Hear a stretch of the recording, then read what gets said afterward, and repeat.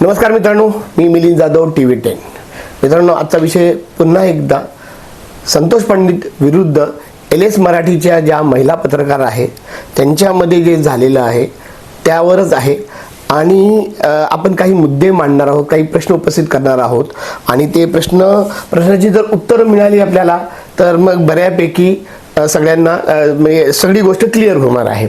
तर मित्रांनो, आज मी जे दाखवणार आहे तुम्हाला, तर 2 चॅनल आणि त्यांचे महत्त्वाचे 2 व्हिडिओ यावर हे सगळं आपले प्रश्न आणि आपले मुद्दे अवलंबून आहेत।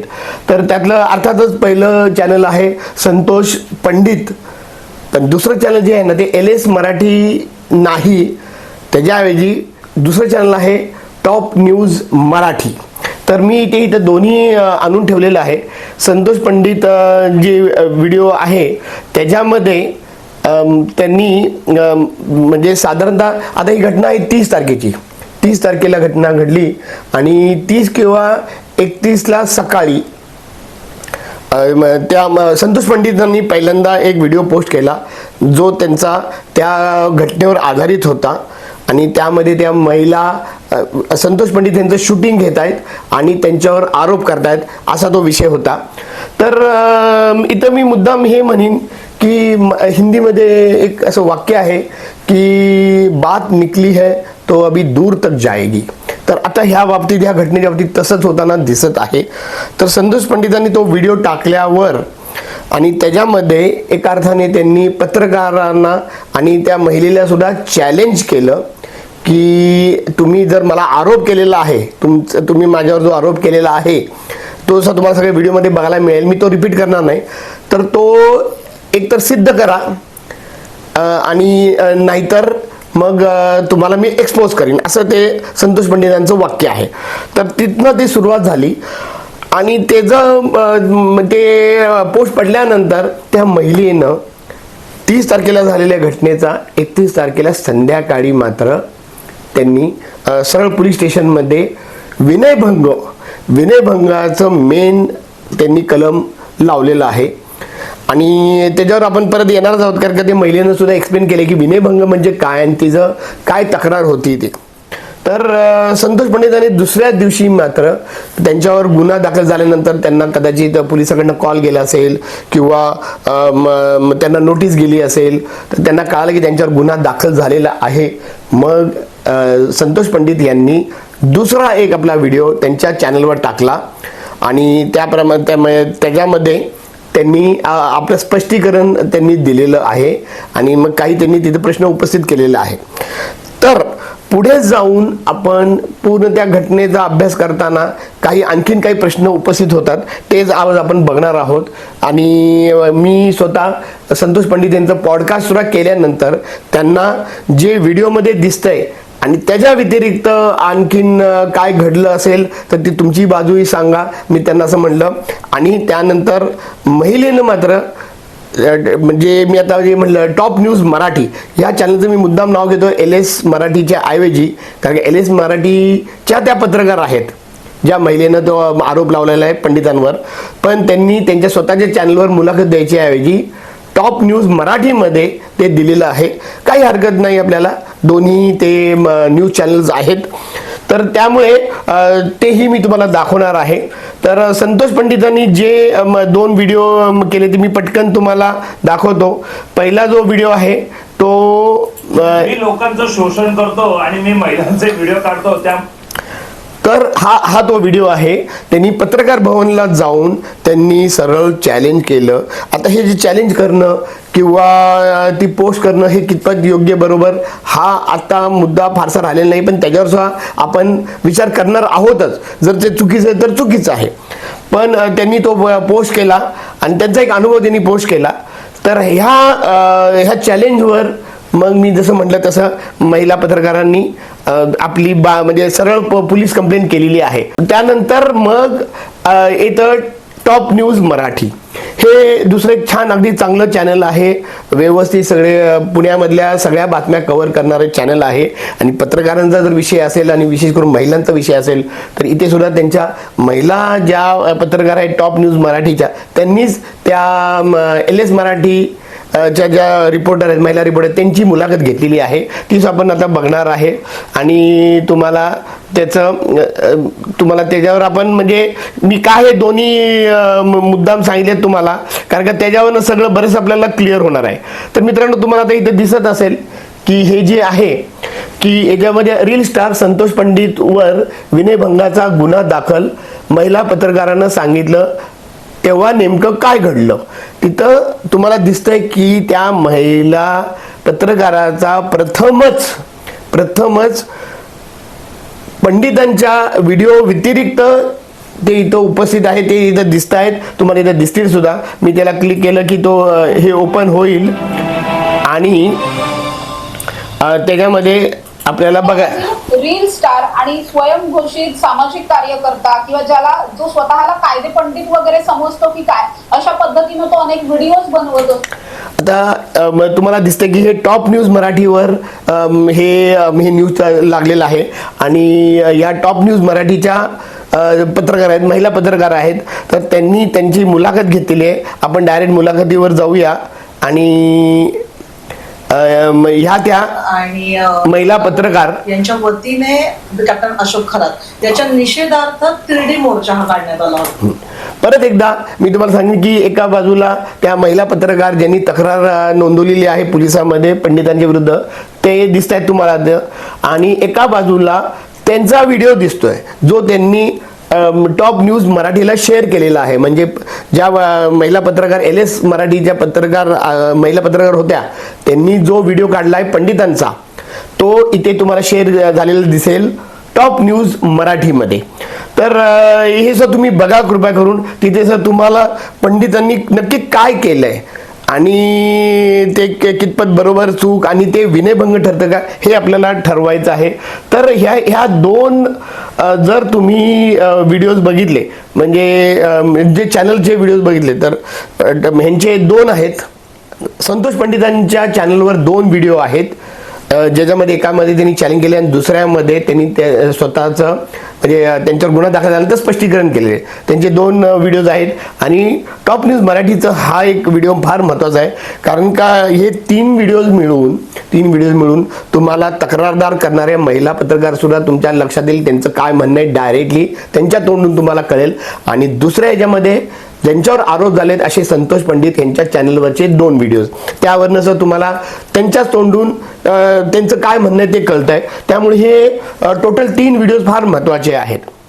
हा व्हिडिओ मी पूर्ण बघितलेला आहे, विशेष करून म्हणजे महिला ज्या आहेत, तर मला सुद्धा त्यांना प्रश्न विचारायला आवडेल पुढे सुद्धा. पण आता आपले जे मुद्दे निर्माण झालेत ना, ते मी तुमच्या समोर ठेवतो. आपल्या समोर हे 3 व्हिडिओज आहेत, त्या 3 व्हिडिओच्या आधारावरच आमचे सगळे मुद्दे आहेत. आणि अजूनही आपल्या लक्षात येत आहे, थोडक्यात असं लक्षात येत आहे की म्हणजे घटना बघायला गेली तर फार छोटीशी होती, थोडीशी होती, पण दोघांनी मी असं म्हणेन की ते इतकी ताणायला नको होती. त्यांचा उद्देश दोघांचाही वेगळा होता, दोघांचा उद्देश चांगला होता ॲक्च्युली. एक आल्या होत्या तिकडचं आंदोलन कव्हर करायला आणि संतोष पंडित जे होते ते तिकडनं जात असताना त्यांच्या असं लक्षात आलं की त्या आंदोलनामुळं नागरिकांना त्रास होतोय रस्त्यावर, तर त्याच्यावर ते बोलत होते. पण संतोष पंडितांची सुद्धा चूक अशी झालेली आहे की त्यांनी त्यांचं काम करावं, पण त्यांनी दुसऱ्या कुणावरही म्हणजे पत्रकारावर असू द्या किंवा आंदोलकांवर असू द्या टीका टिप्पणी करण्याची गरज नव्हती, ते करत होते. आणि महिला पत्रकार ज्या आहेत ना, त्या सुद्धा त्या बाकीच्या पत्रकारांबरोबर होत्या, पण त्यांचंच फक्त हे क्रॉस का झालं ह्याचं कारणही असं आहे की त्यांचं म्हणजे आंदोलनाचं कव्हर केलं असेल किंवा करणार असेल, काही असेल, त्या जे उभ्या होता त्यावेळी संतोष पंडित ज्यावेळी सगळा व्हिडिओ घेत होते, पॅनिंग करत होते, त्यानंतर महिला पत्रकारांनी आपलं व्हिडिओ शूटिंग सुरू केलं आणि संतोष पंडितांचं शूटिंग ते तुम्हाला ह्याच्यामध्ये सुद्धा बघायला मिळेल. अगदी त्यांच्या तोंडापर्यंत ते आणलेलं आहे आणि असा तो सगळा प्रसंग आहे. तर त्यामुळं त्यांचीही मला असं वाटतं की हे जी काही गरज नव्हती त्यांना जे काय करायचं करू द्या, तुम्ही तिथं फक्त आंदोलन कव्हर करायला ते तुमचं काम करून तुम्ही जाऊ शकता. ते जे बोललेत ना ते कुठल्याही एका व्यक्तीला विशेष करून या महिला पत्रकाराला नक्कीच बोललेले नाहीयेत. ते जनरल पत्रकारांना बोलत होते, ज्याला मी सुद्धा त्याचं समर्थन करत नाही. ते चुकीचं आहे, मी अगोदरच म्हणतोय. पण परत तो विषय वेगळा होता आणि आता या सगळ्या घटनेला वळण वेगळं मिळायला लागलेलं आहे. पहिल्यांदा वळण असं मिळत आहे की संतोष पंडित जे रील स्टार आहेत ते विरुद्ध पत्रकार असा एक त्याला वळण मिळत आहे. आणि दुसरं वळण असं मिळायला लागलेलं आहे की महिला सुरक्षा जे काय कायदा आहे ते विरुद्ध पुरुष, म्हणजे असं महिला सुरक्षा कायदा जो आहे त्याचा चुकीचा वापर करावा का, किंवा त्या कलमाच्या जे काय डिस्क्रिप्शन असेल त्याची व्याख्या असेल त्याचा म्हणजे इतका मोठा शब्द वापरावा का, विनयभंग. तर हा तो मुद्दा आहे.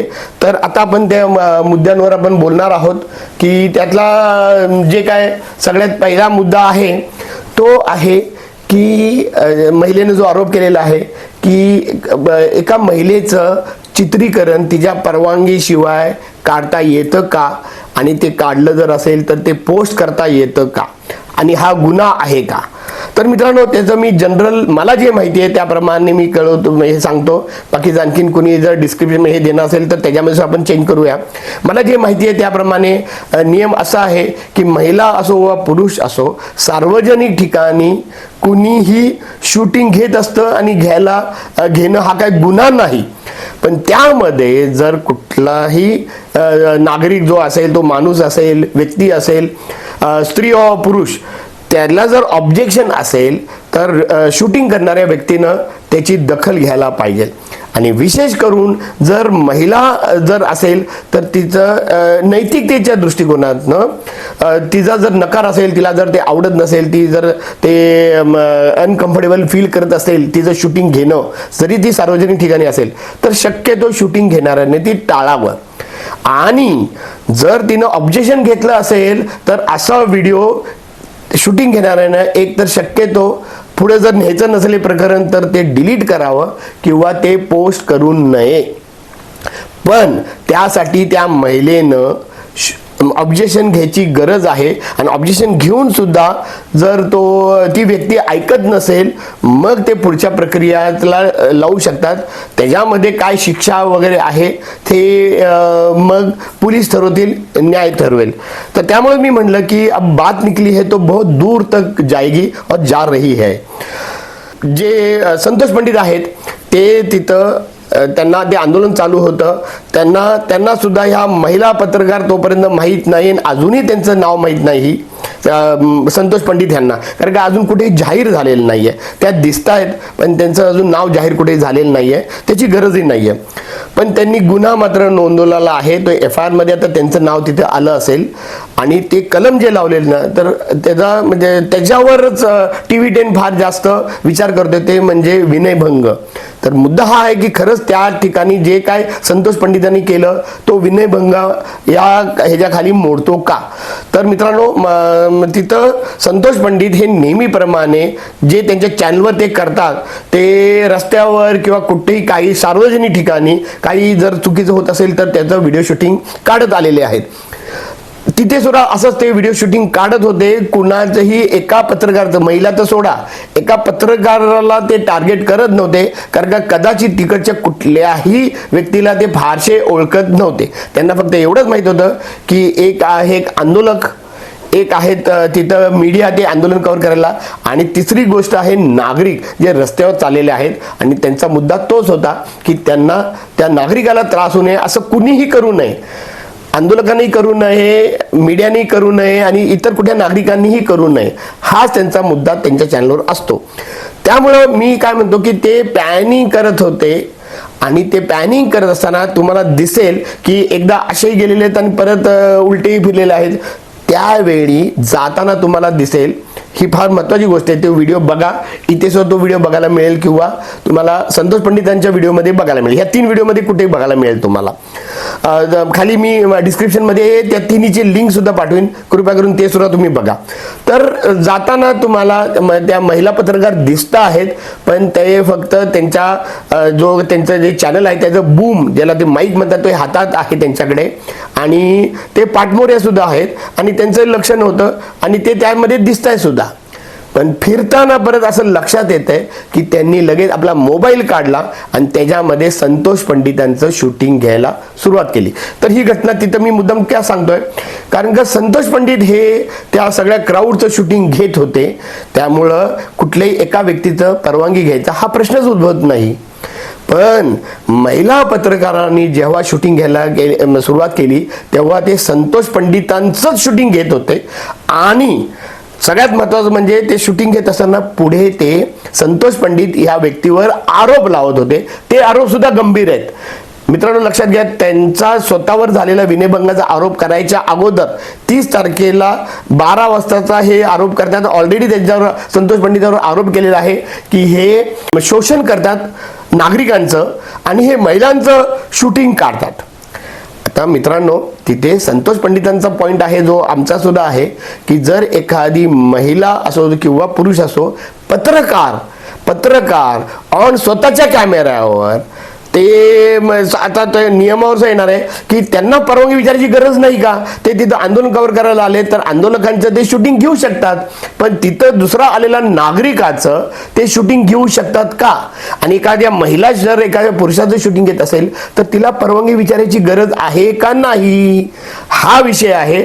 मी काय म्हणतो माहिती का, नियम जरी नसेल ना तरी नैतिकतेनं तरी पुरुषांचं सुद्धा त्यांना लागू होतच की. नुसत्या महिलांचं शूटिंग घेताना नैतिकता येते का, पुरुषांची नैतिकता नाही का?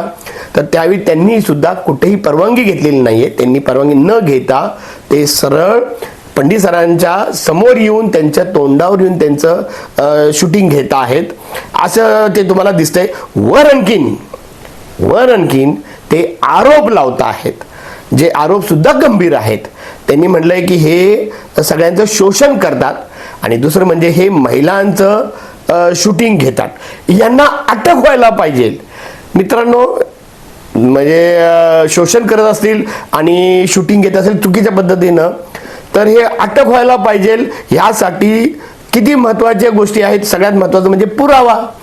तर त्यांनी त्या जे गोष्ट बोललेली आहेत त्यांच्याच कॅमेऱ्यावर बोललेले आहेत आणि जे पंडितांच्या कॅमेऱ्यावर रेकॉर्ड झालेले ते त्यांनी पुरावा द्यावा त्या गोष्टीचा. पहिली गोष्ट म्हणजे की संतोष पंडित हे नागरिकांचं शोषण करतात, कशा प्रकारचं शोषण करतात तेही त्यांनी सांगावं. आणि दुसरं म्हणजे महिलांचं चित्रीकरण ते करतात असं त्यांचं म्हणणं आहे. तर मला तुम्ही सांगा की त्यांनी महिलांचं चित्रीकरण करतानाचे व्हिडिओ त्यांनी पुरावा म्हणून द्यावा, कारण का ते पत्रकार आहेत आणि या ठिकाणी मी LS मराठी ह्या चॅनलचे ते पत्रकार आहेत. तर कमीत कमी त्या चॅनलनं तरी आपल्या रिपोर्टरला ते विचारावं आणि पुढे जाऊन जर त्यांनी गुन्हा दाखल जर केला असेल त्याच व्यक्तीच्या विरुद्ध तर त्यांनी पोलिसांकडं त्या पहिला आरोप जो त्यांनी केलेला आहे त्याचा पुरावा द्यावा, कारण की त्यांनी तो व्हिडिओ सुद्धा त्यांना दिलाच असेल आणि संतोष पंडितांचा व्हिडिओ आता मीडियावर आहेच. तर मित्रांनो हा माझा पहिला सगळ्यात महत्त्वाचा मुद्दा आहे की जर तुम्ही आरोप करता, कुठला नागरिक आरोप करतो कुणावरही, तर त्याच्याकडे त्याचा पुरावा हवा की नाही. विदाऊट पुरावा आरोपाला काही मान्यता आहे का, हा एक मुद्दा आहे. आणि दुसरी म्हणजे की महिला जी आहे तिला परवानगी विचारायची गरज आहे का नाही. जर पुरुषाचं जर ते शूटिंग घेत असतील तर त्यांना ते विचारायची गरज आहे का नाही, हा माझा म्हणजे मुद्दा आहे. तर तेही त्यांनी केलेलं नाहीये. त्यानंतर संतोष पंडित यांनी चॅलेंज केलं त्यांना. त्या व्हिडिओ नंतर मग ह्यांनी गुन्हा दाखल केला. म्हणजे 30 तारखेला घटना घडली, 30 तारीखचा दिवस पूर्ण गेल्यानंतर 31 तारखेला जेव्हा व्हिडिओ पंडितांचा आल्यानंतर दिवसभरानंतर त्यांनी स्वतः सांगितले की चर्चा केली, घरच्यांची चर्चा केली आणि त्यांनी संध्याकाळी साधारणतः 6, 7, 8 वाजेपर्यंत गुन्हा दाखल केला. त्यानंतर पंडितांनी दुसरा व्हिडिओ टाकला असं त्यांनी ते म्हटलेलं आहे. त्याच्यानंतर तर पंडितांचा दुसरा जो व्हिडिओ आहे तो त्यांच्यावर केलेल्या आरोपाचं स्पष्टीकरण आहे. हेही तुम्ही तो व्हिडिओ बघा. तर तो बघितल्यानंतर त्यांनी त्याचं स्पष्टीकरण केलंय की मला त्या महिला माहीत नाही, मी त्यांचा विनयभंग कसा काय केला, कारण का तिथं सगळं क्लिअर आहे. त्यानंतर तिथं इतकी लोक आहेत, म्हणजे विनयभंग तुम्ही म्हणताय तर त्याचं काय नक्की व्याख्या आहे. गंमत अशी की ते महिला पत्रकार ज्यांना जेवढी बाजू टॉप न्यूज मराठीमध्ये त्यांना विचारण्यात आली तेव्हा त्यांनी विनयभंग म्हणजे काय याचं एक्सप्लेनेशन जो केलंय आणि त्याच्यामध्ये असं लक्षात येतं त्यांचं असं म्हणणं की विनयभंग हा फक्त बघून सुद्धा होतो, नजरेने सुद्धा होतो. आता ह्याच्यावर काय पुरावा ते देतील वगैरे, आता ह्याला जो पुरावा लागणार आहे हा, आणि काहीतरी शिवीगाळ केली. मित्रांनो, इथे माझी शंका एक आहे की जर एखादी महिला आरोप करते आहे किंवा कुठली गोष्ट सांगते आहे तर आम्ही तर मानतो की महिला ह्या ज्या आहेत ना, ह्या कुठलाही आरोप करताना ते 10 नाही 100 वेळा विचार करणार आणि पुराव्याशिवाय त्यांनी तर आरोप करून बोलू नये. तर जर समजा आपण दोन्ही गोष्टी करूया की संतोष पंडित खरोखर काहीतरी चुकीचं बोलले असतील, प्रश्न असा आहे की तुम्ही जर तो सिद्ध केला तर पोलीस लगेच कारवाई करतील. पण तिथे सुद्धा त्या महिला स्वतःच म्हणतायत की जर असा व्हिडिओ लांब धरला असेल तर त्यांच्या व्हिडिओमध्ये येणार नाही, पण तुमचा म्हणजे जर तुमचा कॅमेरा सुद्धा त्यांना रेकॉर्ड करतोय तर त्याच्यावर सुद्धा ते येईल, त्याच्या कुठेतरी यायला पाहिजे. आणि जर येणार नसेल आणि जर पुरावा नसेल तर मग आरोप करण्यात काही अर्थ नाही. अगदी मी असं म्हणतो की एखादी खरोखर व्यक्ती काहीतरी बोलली असेल पण तुमच्याकडे पुरावा नाहीये, आणि मला ह्या पुरावा मी जेव्हा म्हणतो ना तेव्हा मला असं म्हणायचं आहे की त्या समजा कुठल्याही व्यक्तीनं जर पुरावा म्हणून काही माणसं गोळा केली आणि त्यांनी म्हटले हो आम्ही ऐकलं, तर या नुसत्या पुराव्यावर एखाद्या माणसावर गुन्हा दाखल होऊ शकतो का? आणि एवढा सिरियस गुन्हा हा एक फार महत्वाचा आणि धोकादायक गोष्ट आहे. कारण का म्हणजे अगदी एखादी आपले सहकारी असेल, मित्र असेल, आपल्याला मदत करण्यासाठी कोणीही खोटं सुद्धा म्हणू शकतं. हो मी ऐकलं की संतोष पंडितांनी अर्वाच्य भाषा असं त्यांनी म्हटलेले आहेत, तर अर्वाच्य भाषा खरंच वापरली का? मी जे काय सगळं बोलतोय ना, तर जे काय मीडियावर अवेलेबल असलेले संतोष पंडितांचे असू देत किंवा महिलेचे असू देत किंवा इतर आणखीन कडेचे व्हिडिओज जर कुणी काढले असतील तर तेही असू देत, त्याच्यामध्ये कुठेही संतोष पंडित महिलेबद्दल काय बोलताना ते भले त्यांच्या कपड्यावर असू दे, अर्वाचे शिवी गाळ करतायत किंवा अंगावर जात आहेत. हे अंगावर जाणं सुद्धा ना तुम्ही बघा की मला तर असं दिसलंय की अगदी पत्रकार महिला सुद्धा स्वतः त्यांची जागा सोडून पंडितांच्या समोर आलेले आहेत. ह्याला अंगावर जाणं म्हणायचं का नाही म्हणायचं शेवटी नागरिक आणि पोलीस ठरवणार आहेत. आणि त्याचबरोबर बाकीच्या इतरही 2 महिला होत्या, त्यातली एक महिला तर हातवारे करते संतोष पंडितच्या तोंडावर, आणि ते संतोष पंडित म्हणतात त्यांना की माझं तुमच्याशी वादच नाहीये, इथं महिले संदर्भात आता काही नाहीच आहे, मी त्या पत्रकाराशी बोलतोय, अगदी स्पष्टपणे म्हणतात. म्हणजे ह्या महिला पत्रकार आहेत त्या. ते चालू असताना आणखीन एक तिसरी महिला ज्या कदाचित आंदोलनात मधल्या असतील तर त्या पुढे येऊन संतोष पंडितांचा मोबाईल सुद्धा धरलाय. मित्रांनो, इथं विचार करण्यासारखी गोष्ट आहे. संतोष पंडितांनी त्याचा विचार सुद्धा केला नाही, त्याचा उल्लेख कुठल्याही त्यांच्या कुठल्याही त्यांनी पोस्ट केले त्याच्यावर केलेला नाही. ही गोष्ट आमच्या लक्षात आली आणि ते पॉडकास्टच्या वेळी त्यांनी त्याचा उल्लेख केलेला आहे. हो, त्यांनी जेव्हा त्या महिलांनी जेव्हा धरलं होतं तेव्हा व्हिडिओ बंद झाला होता, आणि तो व्हिडिओ बंद झाला आणि त्यानंतर पुढचं काही त्यांच्याकडेही नाही आहे. जर पुढे काही घडलं असेल तर यांच्याकडे नसेल. पण ते आता प्रश्न असा आहे की जर आरोप केलाय त्यांनी आता सिद्ध करण्याची गरज आहे की पंडित असे काही बोलले का नाही बोलले. तर जर ते नसेल, त्यांच्याकडे काही नसेल तर ह्याच्यावर पोलीस काय करणार हा पोलिसांना विचारणारा प्रश्न आहे. आता पुढचं काय म्हणतो माहितीये का की त्या टॉप न्यूज मराठी याच्यावर सुद्धा तुम्ही जे काही तुम्हाला दिसत आहेत त्यांच्या बातम्याचे स्वरूप सुद्धा, म्हणजे जी मीडिया वापरते की बातम्या किंवा टायटल्स असे देतात त्याच्यामध्ये प्रत्येक ठिकाणी संतोष पंडितांचं नाव घेण्यात आलेलं आहे. त्यांना स्वयंघोषित रील स्टार म्हणलेलं आहे, जेव्हा स्वतः संतोष पंडित कधी स्वतःला रील स्टार म्हणत नाहीयेत. माझ्या पॉडकास्टवर सुद्धा त्यांनी तसं सांगितलं की मी कधी म्हणत नाही, तुम्ही मला काही नाव द्या. तर असं म्हणजे असं करणं कितपत योग्य आहे? कारण का त्यांच्यावर गुन्हा दाखल झालेला आहे, पण गुन्हा सिद्ध झालेला आहे का हे महत्वाचं नाही का? अगदी तुम्ही आत्ता चाललेलं सगळ्यात मोठी गोष्ट घ्या, खरात जे आहेत ना त्यांचे तर व्हिडिओज किती आहेत, ते सगळं करत असताना एवढं व्हिडिओ सगळं असून सुद्धा त्यांना न्यायालयामध्ये आता ते त्याच दरम्यान ते चालू होतं आणि त्यांना न्यायालयामध्ये त्यांची बाजू मांडण्याचा चान्स मिळतोय, त्यांची बाजू मांडण्याचा चान्सही मिळतोय आणि मग त्याप्रमाणे मग ते व्हिडिओमध्ये बघून त्यांना विचारून इतर माहिती घेऊन त्यांच्यावर गुन्हा दाखल होणार आहे. त्यामुळं आत्ता सर त्यांच्यावर गुन्हा दाखल झाला, पण तो अजून सुद्धा ते करण्याची प्रोसेस चालू आहे. एवढी मोठी गोष्ट अगदी स्पष्टपणे आपल्याला कळालंय की ही व्यक्ती आणि ती व्यक्ती साधू म्हणजे ढोंगी साधू म्हणजे इथं साधूंचं नाव सुद्धा बदनाम होतं आणि झालेलंच आहे.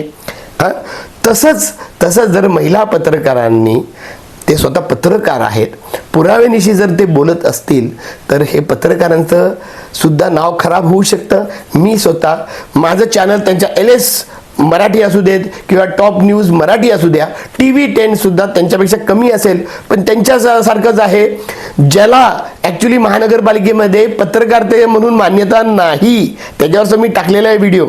हा एक मुद्दा महत्त्वाचा आहे की जे यूट्यूबर्स आहेत, पंडित तर रील स्टार म्हणा किंवा यूट्यूब तर त्यांचं आहे, मीडिया सोशल मीडियावर आहे, यांना पत्रकार म्हणतात का नाही? महानगरपालिकेनं आता स्थायी समिती त्यांची झाली, तिथं कुठल्याही यूट्यूबरना आणि टॉप न्यूज मराठी असू द्यात, TV10 असू द्यात किंवा LS मराठी असू द्यात, यांना त्यामध्ये प्रवेश दिला नाही. तिथं त्यांचे जे पत्रकार म्हणून होते ना ते वेगळेच आहेत. मग ते TV9 असू द्यात, ABP माझा असू द्यात किंवा Zee24 तास असू द्यात, असे सगळे चॅनलला किंवा प्रिंट मीडिया पुढारी असू द्यात, सकाळ असू द्यात वगैरे, यांना फक्त मान्यता आहे. तर हाही मुद्दा आहे की त्या पत्रकार आहेत का नाही.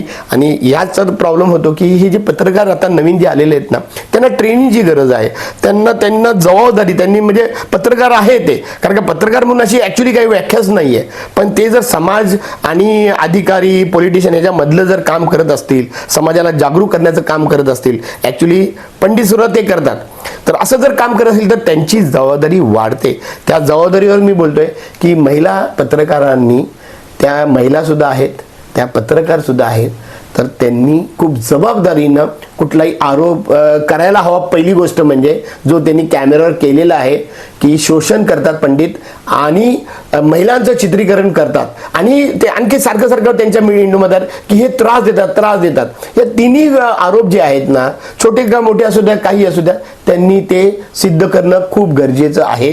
आणि दुसरं म्हणजे तोंडीत बोलले असेल तर मग मी काय म्हणतो, ते वरच्यावर तोंडी सुद्धा त्याची सॉरी किंवा तोंडी सांगितलं तरी ते चालू शकेल, पण जेव्हा पोलिसात जातं, जेव्हा ते कोर्टात जाणार असेल तर त्यावेळी मात्र कोर्ट मागतं पुरावे, पोलीस हे पुरावे गोळा करायलाच मागतात.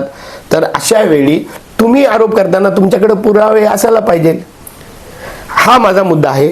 आणि आजच्यासाठी शेवटचं मी म्हणेन की आता मी ते महिला पत्रकार किंवा ज्यांनी आरोप केला तो आणि संतोष पंडित यांचा विचार करण्यापेक्षा मी पोलीस जे तिसरी व्यक्ती आहे, ज्यांनी अगदी पारदर्शकतेने संविधान डोळ्यासमोर ठेवून आणि त्यांचं ते भारतीय न्याय संहिता सगळे कलम धरून विचार करून त्यांनी त्याचा शोध घ्यायला पाहिजे.